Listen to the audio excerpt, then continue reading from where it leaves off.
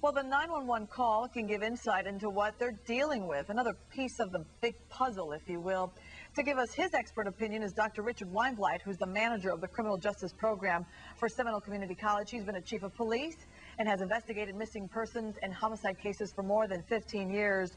Richard Weinblatt, you've heard the tapes. What's your overall impression? It's a little bit unusual when you investigate these kind of cases.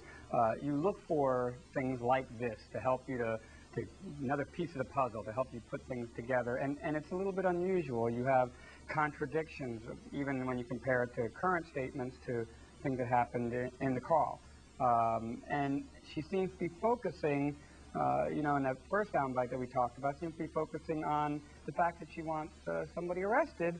And she's focusing on that as opposed to the granddaughter, which is almost an afterthought. And that's a little unusual, Beth. There's someone here that I need to be arrested in my home. They're there right now? I have a possible missing child.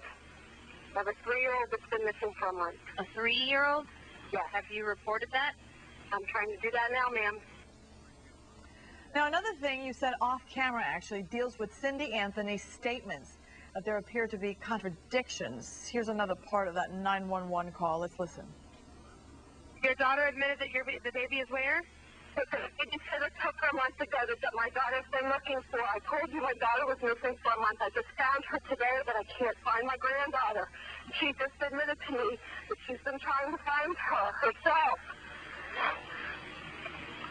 There's something wrong. I found my daughter's car today, and it smells like there's been a dead body in the damn car.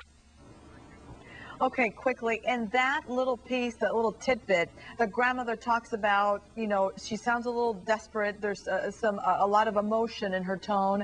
But I've got to tell you, I've been taking notes on this, and I've heard the grandmother in other situations say that her daughter wanted her space, that her daughter was on a little vacation, that she talked to her often. But in part of this phone call, we hear her say, my daughter's been missing for a month, and I just found her. I just can't find my granddaughter. A lot of contradictions here. Right, and that's what the investigators are going to look at, Beth. I mean, you've been doing this for a long time, and you know that what law enforcement is looking for is they're looking for consistencies in stories and inconsistencies in stories. And one thing that concerns me here is that she says, I found my daughter's car today, and it smells like there's been a dead body in the damn car, quote unquote.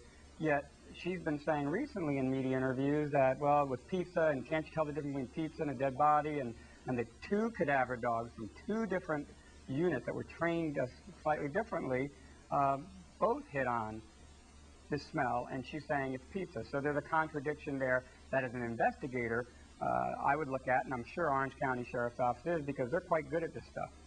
All right, now let's go to Caylee Anthony's reaction on the call. Let's play it, and you tell me what's in it in this part of the call that helps investigators. By the way, this is the very first time we hear of the mom speaking. Hi. Well, can you tell me what's going on a little bit? I'm sorry? Can you tell me a little bit what's going on? My daughter's been missing for the last 31 days. No.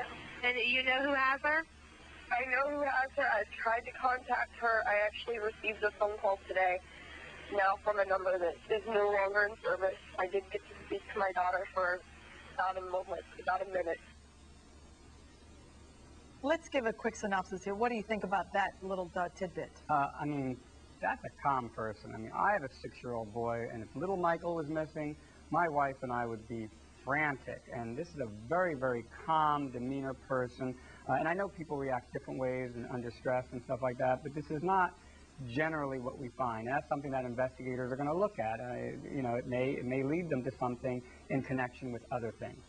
Thank you very much, Dr. Richard Weinblatt with Seminole Community College. Thank you, Rebecca.